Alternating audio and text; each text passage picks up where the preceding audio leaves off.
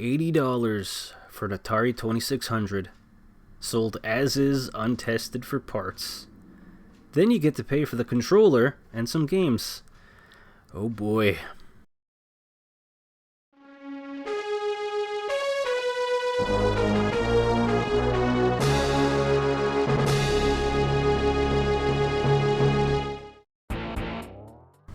First of all, thanks a lot for clicking on the video, guys. I really appreciate it. Thanks for coming back or deciding to take a chance on my channel. So today we're doing some thrift shopping, and of course I'm looking for older video games and older collectible toys. So this is in New York State, and we're also going to head to Vermont. So this first store I try to get to all the time when we are in SUNY Plattsburgh. This is just a few minutes on the other side of the border from us. Very cool store, knock on wood, that I always seem to find something at this place. Sometimes the prices get up there, but usually you're going to find something pretty cool. A lot of nice systems today, but $150 for an Intellivision. It doesn't have all the wires. The Dreamcast didn't look complete. All of the consoles are without wires. Prices are between $50 and $100. Some Masters of the Universe stuff. The Black Horse. Can't remember his name off the top of my head, so if you know it, let me know down in the comments. Had a $5 price tag on it. And of course, I like to throw up eBay buy it now or sold listings if I can, just to give you an idea of what the price ranges are, and if it's a good idea for you to buy online or get your ass out of the house, have some fun, and go on a thrifting adventure.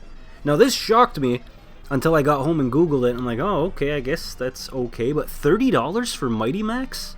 I had no idea about that. That was a little after my time. Likewise with Power Rangers. Shocked at the prices for Mighty Max. Now here, it looks like somebody just rented one table in the corner of an upstairs thrift shop, and they are selling their Harley Quinn collection.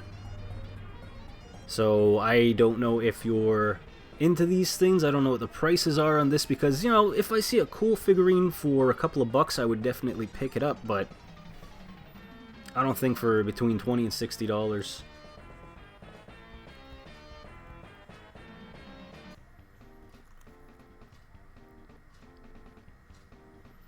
More Masters of the Universe. I recognized it immediately from my childhood, but I couldn't think of its name off the top of my head. So it had a $13 price tag on it, and I was like, I don't know.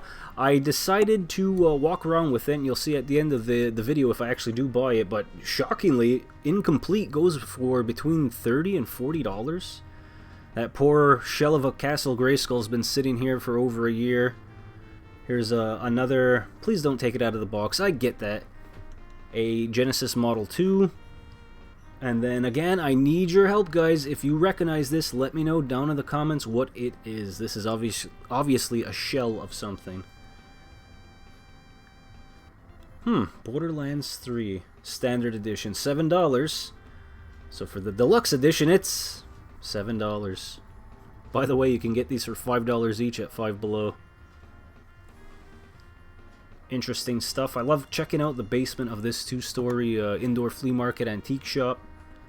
These Atari cartridges have been sitting here for a minute. $5 each. Nothing amazing. $12 for the old LJ and wrestling figures. Looks like Dynamite Kid, Tito Santana, and I missed the third guy. Comment down below. No, we didn't buy any Playboy magazines. Come on now. This is a family show. Not really, but we didn't buy any. $22 for a loose Swamp Thing action figure from 1990. I had a couple that I sold a few years ago at one of the collector expos. I think I picked them up for like $2 or $3 and I sold them for like $5. Surprised that they've gone up that much in the last few years. Random Oculus and a knockoff Super Nintendo. I had to stop in Target. My daughter and I were looking around. I love putting these Lego collector sets together, and I really want to get this Atari computer system one day. Not for that price, but eventually we'll find it, eventually.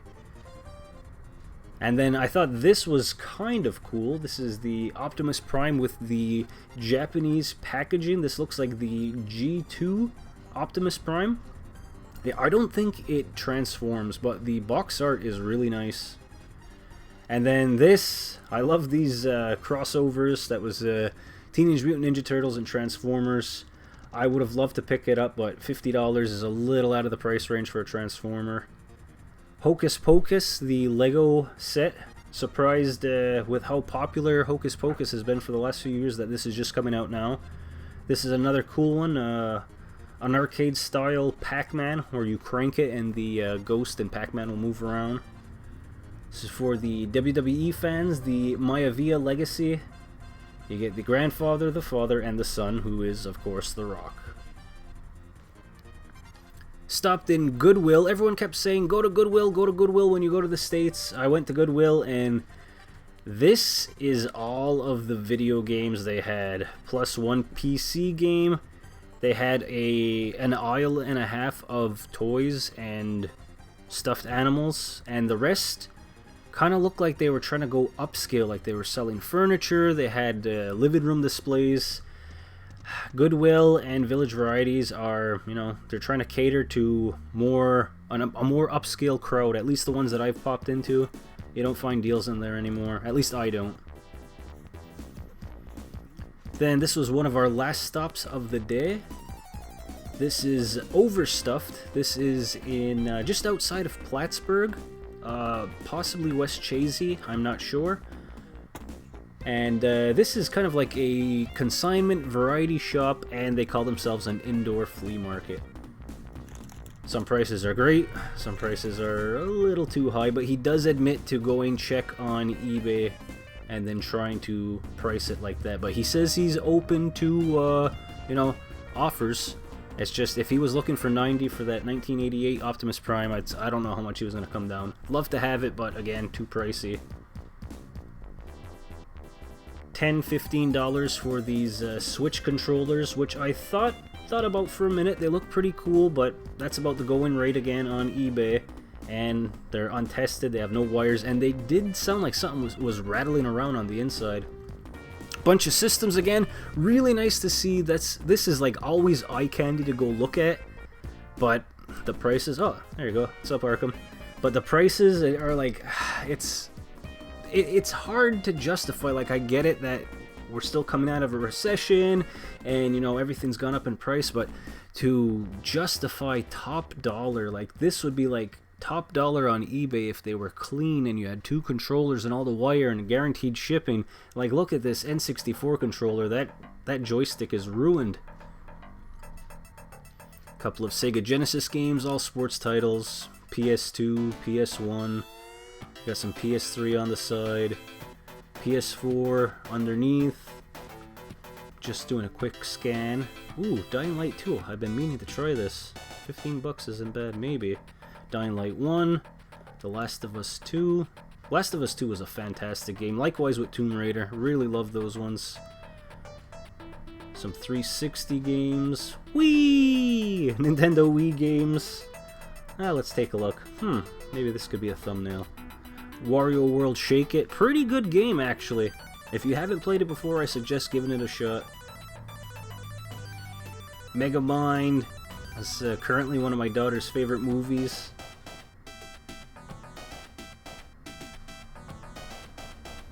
More sports titles. Regular Xbox games. Again, if you're just starting out or you have a smaller collection, this is a good place to build up. The prices aren't ridiculous, but anything that kind of has a title name will be more expensive. Double disc Siphon Filter 3 on the PS1. Just double checking. I'd hate to miss something, especially when you come back and you edit your footage and then you see a title, a sealed G.I. Joe game here, you see a title that you wanted to play or at least pick up for your collection and you missed it. And like I said, like some of these stores are a little further out. Like this one's probably like an hour away. Not the end of the world if you miss something, but if you don't get out there too often, it's usually gone. Like there was a boxed NES here a few months ago. I knew it wasn't going to stick around that long, but of course it's gone. In one of the back rooms, they have a nice collection of older toys from the mid to late 90s, and then some of the newer stuff from the middle of the 2010s.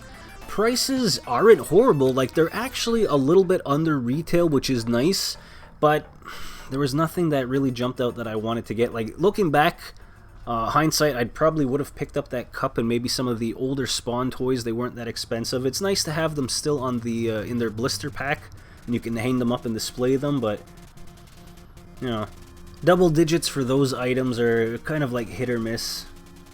And then if you ever do decide to trade them off or resell them yourself later on, you know, they might not have that kind of value. Now these, I don't care if they were worth a penny or if they're worth $100. For some reason, I just love collecting all these damn Star Wars figures. Every time I come here, I pick up a few, and this is completely gone now. The guy was actually telling me when he was ringing me up, he says, oh, there's another guy that lives in Canada. He's down here once a month and he buys between 10 or 15 a pop. So there's about 5 or 6 of those Star Wars figures left. I wonder who that could be. Down in the basement, he told me that there was a box of Transformers and G.I. Joes, so I went to go check it out. Nothing amazing, you know, like $1 or $2 cheaper, and they're not in the box. Looks like a lot of Power of the Prime stuff. I don't know, between $8 and $12 a figure, slightly cheaper than the boxed items upstairs, but these guys don't have any weapons. They do look clean. They don't look like anything on the body of the Transformers missing. There's the one G.I. Joe that was in there that was like a much newer Storm Shadow. But again, like I said, like the Power of the Primes and the Titans, if you're buying them for a specific combiner, or if you do like I do and you like to make Frankenstein combiners, they're never going to have the hands or the feet to add to complete it unless you have an extra one at home.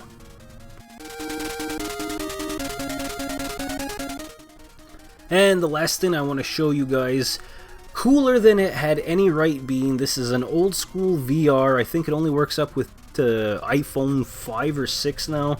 But this is the Star Wars Jedi Challenges, and it comes with a very cool lightsaber hilt, which was almost worth the $30 by itself, and you just throw away the VR. Didn't buy it, but that was probably my regret of the weekend. And, of course, we'll end it off with everything that I picked up. Dying Light 2 on PS4, $15. Maybe a little more than it's worth, but I really wanted to play it, and it was right there. Masters of the Universe Fisto Revolution, $10 from Target. This was Bashosaurus, I think his name is, from the original Masters of the Universe. Then, I still don't know his name. I'm going to call him the Black Strider. If anyone knows his name, guys, let me know down in the comments. Another old school Masters of the Universe.